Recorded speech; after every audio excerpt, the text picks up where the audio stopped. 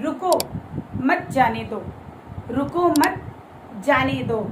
आपको इन दोनों वाक्यों में क्या अंतर नजर आया? जी हाँ, इन दोनों वाक्यों में बहुत अंतर है। इन दोनों वाक्यों में जिसके द्वारा आया है वो है विराम। यानी कि जब हम बात करते समय रुकते हैं तब हम विराम चिन्ह का प्रयोग करते हैं। तो नमस्कार, मैं सपना मेहता, आप देख रहे हैं मुझे मेरे YouTube चैनल पर जिसका नाम है सपना हिंदी कौशल। तो आप समझ ही गए होंगे आज का हमारा विषय है विराम चिन्ह। तो देखिए, आपको मैंने बताया रुको मत जाने दो, रुको मत जाने दो, यानी कि रुको के बाद मैंने क्या लगाया है? अल्प विराम। रुको के बाद मैंने क्या लगाया है? अल्प विराम। मत जाने दो यानी कि वो व्यक्ति को बता रहा है कि रुको मत जाने दो। दूसरे वाक्य में क्या कह रहा है वो? रुको मत जाने दो, यानी कि उसको रोको मत जाने दो। तो इस सिर्फ इन दोनों के विराम यानी कि चिन्ह लगाने की वजह से हमें पता चल रहा है कि वाक्य को किस तरीके से बोलना है। तो रुको मत जाने दो, रुको मत जाने दो। तो इन दोनों में जो चिन्ह का प्रयोग हुआ है उन्हें कहते हैं विराम चिन्ह। तो चलिए हम अपने विषय की ओर चलते हैं। विराम चिन्ह। सबसे पहले हमें विराम का अर्थ जानना बहुत जरूरी है कि विराम क्या होता है। विराम होता है रुकना या ठहरना। तो विराम चिन्ह की परिभाषा क्या होगी? रुकने के लिए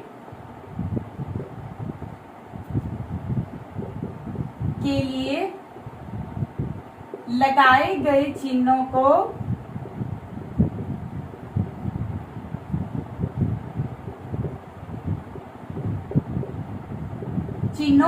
विराम चिन्ह कहते हैं।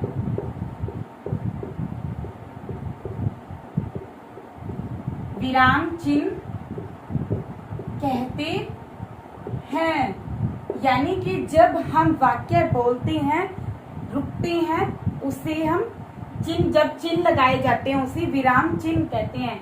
रुकने के लिए लगाए गए चिन्हों को विराम चिन्ह कहते हैं। यानी कि जब हमें ठहराव आता है, बात करते समय जब हमारी बात पूरी होती है, ठहराव आता है, तब हम किसका प्रयोग करते हैं? विराम चिन्ह का प्रयोग करते हैं। जैसे मैंने पहले सेंटेंस में बताया था आपको, रुको मत जाने दो, यानी कि व्यक्ति को दर्शाया गया है कि आप रुकना है, आपने जाना नहीं है। दूसरे वाक्य में क्या बताया गया?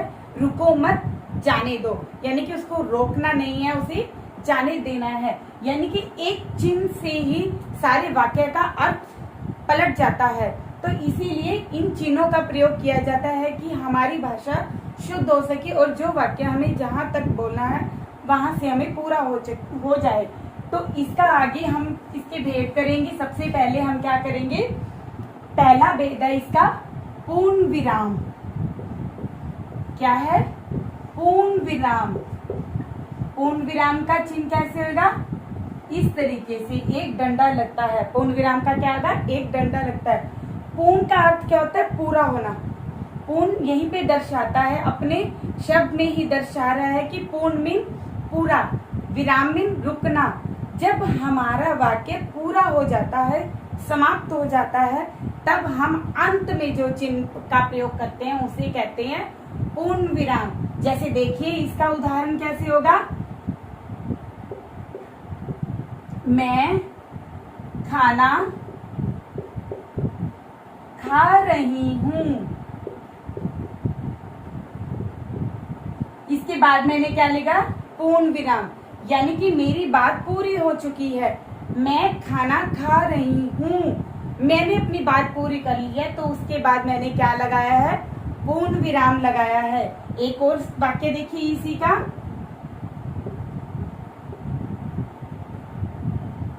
राकेश स्कूल जा रहा है। इसके बाद मैंने क्या लगाया है? पूर्ण विराम, यानी कि ये मेरा वाक्य पूरा हो चुका है, खत्म हो चुका है। तो राकेश स्कूल जा रहा है, मेरा वाक्य जब समाप्त हो गया तो मैंने क्या लगाया है? पूर्ण विराम लगाया है। तो जब हमारा वाक्य पूरा हो जाए, समाप्त हो जाए, तब हम पूर्ण विराम का प्रयोग करते हैं। सेकंड हमारा है अल्प विराम।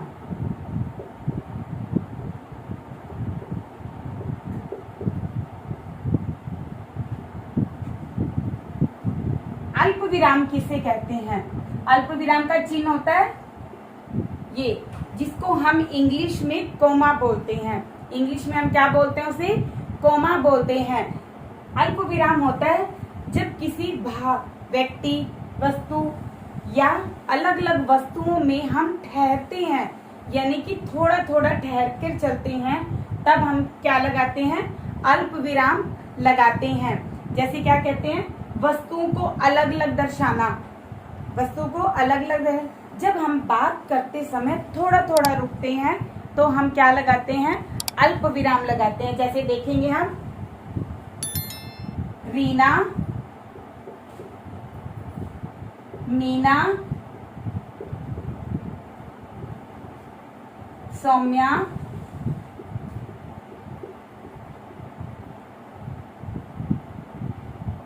और अदिति सब पार्क में खेल रही हैं। पार्क में खेल रही हैं। तो इसमें हमें क्या बताया? अलग अलग व्यक्ति, जैसे रीना अलग है, मीना अलग है, सौम्या अलग है। तो रीना अलग होने के बाद क्या है? इसके बाद मैंने क्या लगाया है? अल्प विराम। यानी कि रीना रुकी है, मीना रुकी है और सौम्या अलग है, यानी कि रीना के बाद हम रुके हैं थोड़ा सा। जब वाक्य में हम थोड़ा थोड़ा रुकते हैं तो हम अल्प विराम का प्रयोग करते हैं। जैसे देखो, रीना, मीना, सौम्या तीनों अलग अलग हैं, इनके बाद हमें रुकना पड़ेगा। तो रीना के बाद कोमा, मीना के बाद भी अल्प विराम, सौम्या, अदिति सब पार्क में खेल रही हैं। इसका एक और एग्जाम्पल देखिए, माँ बाजार से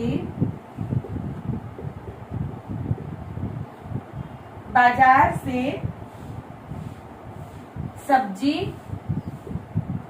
अल्प विराम, फल,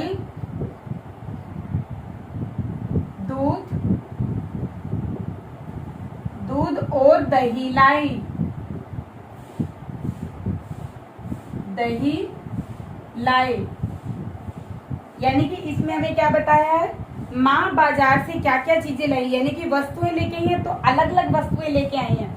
माँ बाजार से सब्जी के बाद अल्प विराम, फल के बाद अल्प विराम, दूध और जलेबी लाई। दूध और जलेबी में हमने क्या लगाया है? और लगाया है। तो इसमें क्या पता लग रहा है कि ये अलग अलग वस्तुएं हैं। तो अलग अलग वस्तु में जब थोड़ा थोड़ा रुकते हैं तब हम अल्प विराम का प्रयोग करते हैं। तो ये हमारा क्या होता है?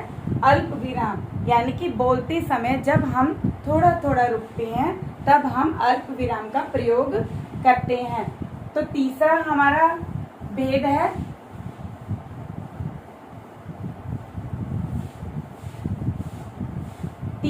हमारा प्रश्न सूचक चिन्ह। क्या है?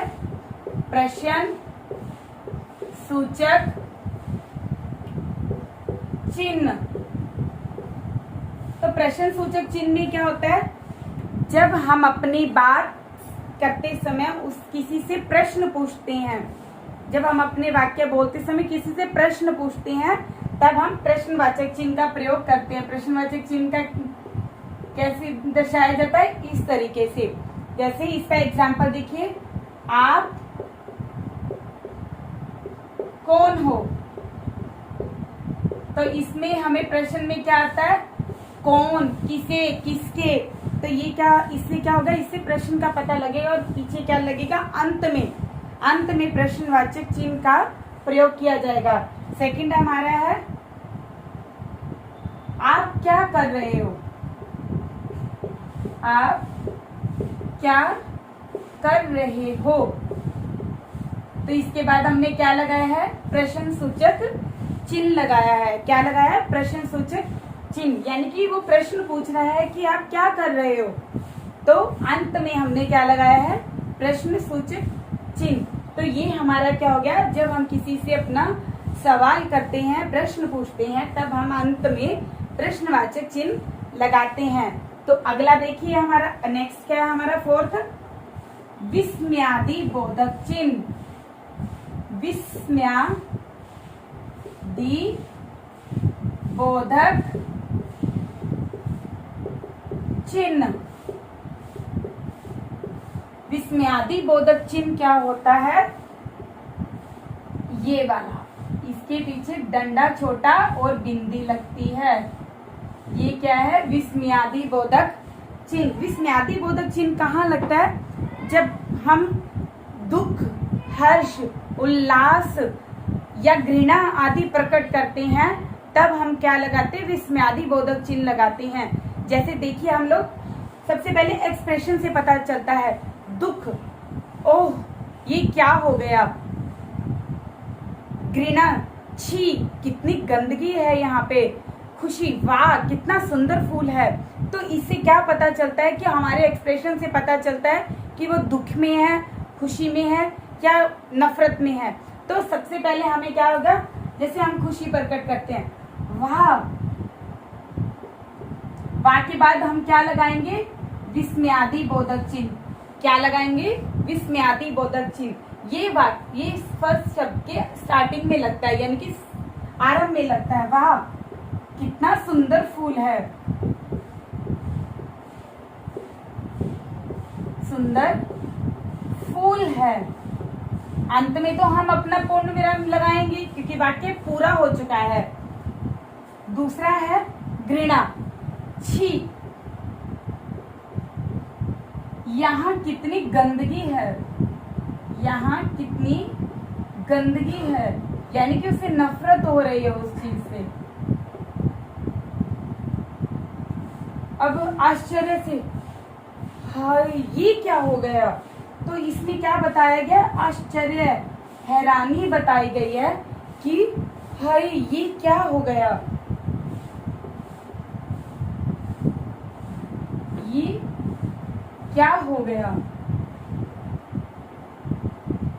इसमें प्रश्न भी पूछा गया है, भी ये क्या हो गया, यानी कि विस्मयादि बोधक में हमें हर्ष, उल्लास, घृणा, दुख, शोक प्रकट करते हैं, तब हम विस्मयादि बोधक चिन्ह लगाते हैं।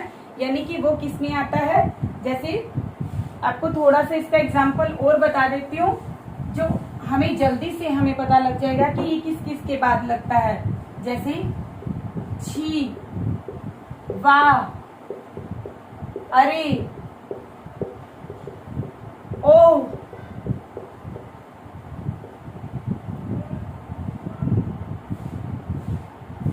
हाय।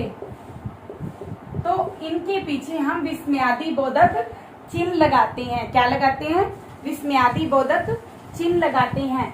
तो इसी से देखो बच्चों, आज हमने सिर्फ 4 विराम चिन्ह किए हैं। अगली वीडियोस में मैं आगे 4 जो लेके आऊंगी, विराम चिन्ह लेके आऊंगी, जिससे हमारे अलग से अलग हमारे जो चिन्ह है वो हमारे क्लियर होते जाएंगे।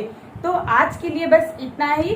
अगले पार्ट के लिए आप इस वीडियो को अंत तक बने रहिए। धन्यवाद।